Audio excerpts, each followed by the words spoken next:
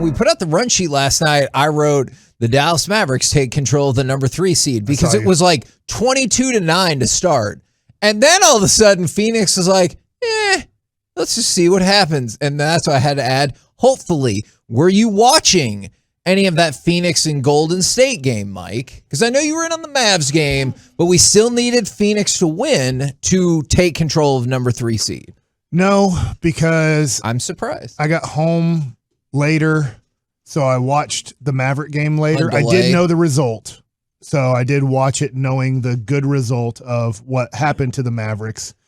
And I was also trying to figure out how bad of a coach I am at baseball.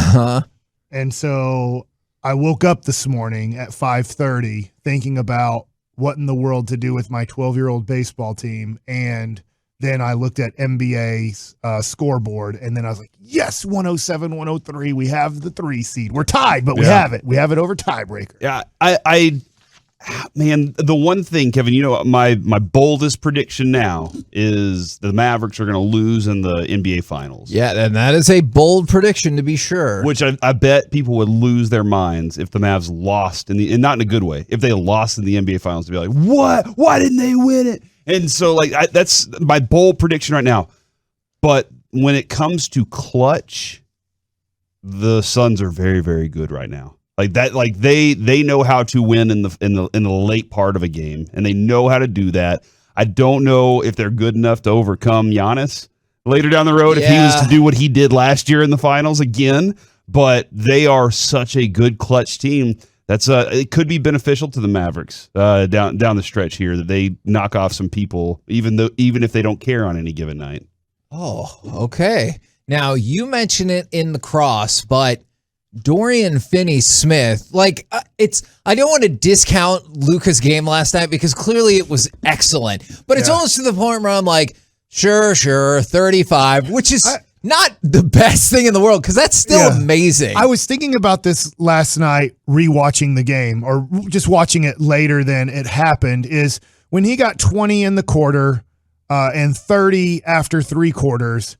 I was just thinking, do you remember how impressed we were? Nothing against Dirk's one of the greatest players of all time. Remember how impressed we were at the end of the game when Dirk would end with 27 to 30 points? And now if Luka has 25 points in a game, what happened? Wasn't a very good game for Luka, was it? He only ended up with 24. And now we're to the point where the greatest player I've ever seen play for the Dallas Mavericks, I love Dirk, but the greatest player I've ever seen for the Mavericks, now if he has 25 points and 8 assists and 8 rebounds, we're like, not a very good game. Yeah, and so I don't want to discount that whatsoever, but Dorian Finney-Smith, career high 28 points. Also, the Mavericks clinched a playoff spot. I know we're beyond. What? I know we're beyond. Hey, we're making a real playoff spot. Kevin. Yeah, yes, a real playoff spot, and so that part was important. I know we're beyond that and hoping for the number 3 seed, but what did you think about the game from Dorian Finney-Smith yesterday? Unbelievable. Ever since I threw out that tweet after the Utah game, he's really stuck it all in my face. I mean, my nose is getting rubbed in it left and right. I feel like a dog, who pooped on the carpet and, rubbing your nose in it. And I was like, man, can't you guys just pick up the poop? I know. I rubbed. So you've learned your lesson. I pooped on the carpet. I know now. You've rubbed my nose in it 7 times, Have Dory. you apologized yet, thoh? Only today? not yet. Okay. Dory, I apologize. You have been awesome at basketball for a while now. And this is, I think, even the Dorian Finney-Smith defenders would have to say he's never played better basketball than what he's done after the All-Star break. He's never been like this. This isn't even close. He's never had a stretch like this. And hopefully this is who he is. If he's like this in the playoffs and Dinwiddie's like what we've seen in the playoffs and Luka keeps doing the 30-plus point triple-double thing, Corey could be right. Maybe the Mavericks shock the whole world and they do go to the NBA Finals because Dorian Finney-Smith is playing at another level right now. Yes, defensively, we've seen him play defense like this throughout the season. But the offense that he's providing right now and kind of offense we've never seen, working off the dribble at times. Obviously, the guy's closing out at 50 miles an hour and he's using that to his advantage. But he used to be able to, close out on him, run him off the three, and make him put the ball on the floor, and it will probably be a negative situation, but that's turning into a positive situation. He said something after the game that I thought was tremendously insightful into what is motivating him right now. He said, I've been on teams where we'd be tanking right now, and that ain't a good feeling. And like I imagine that being a huge motivator when he's like, no, I remember 6 games left in the season, 7 games left in the season. We were like, hey, how can we lose the most to get a better draft pick? And he said, I'm trying to stay in the moment and appreciate everything. I try to go out there with pure intentions and play the game I love. But you see his motivation right there is, I remember this time in the season, we were trying to lose to get a better draft pick. So that's a hell of a motivator right there. I remember when, and I think it's very easy to take for granted a good situation. You know, whenever you're like, oh man, everything's going fine. We're in the playoffs and we can, do these things and whatnot. But it was Jameson, it was Walker, it was Haywood and Caron Butler. When they were traded from Washington to Dallas, they were like, holy crap, I just got traded to a winner. I got traded to a team that's like actually trying.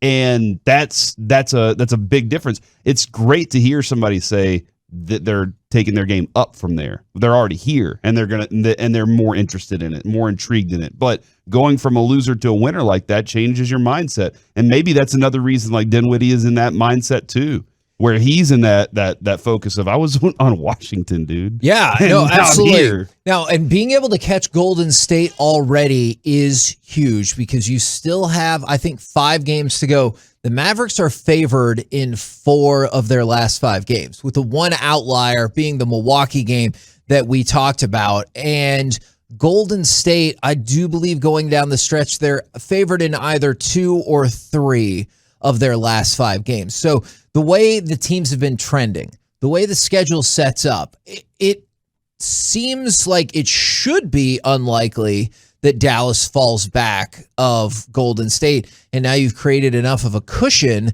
between the rest of the teams that are trying to get that position, whether it's Denver that's now 2 games back, Utah that's 2.5. And by the way, it's setting up right now that you would play Utah still in the first round. Just think about it.